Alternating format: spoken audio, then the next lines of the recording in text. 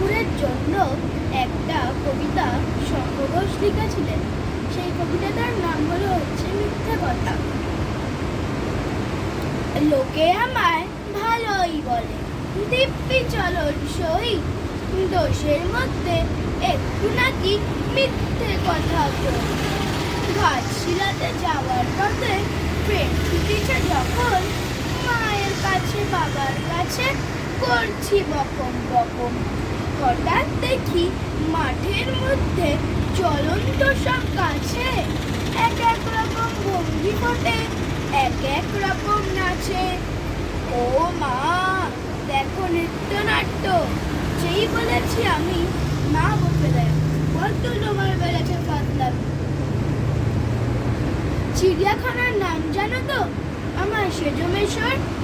আদর করে দেখিয়ে দিলেন পশুরাজের কেশর।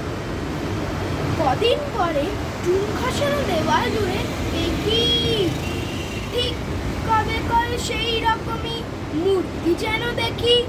ক্লাসের মধ্যে যেই বলেছি সুরঞ্জনার কাছে, জানিস আমার ঘরের ভিতর সিংহ বাঁধা আছে।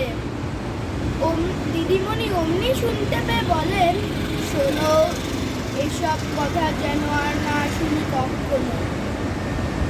বলি না তাই সেসব কথা, সামনে থাকি খুব, কিন্তু আবারও বেয়াকুব আকাশ পাড়ে চোখ গিয়েছে আটকে।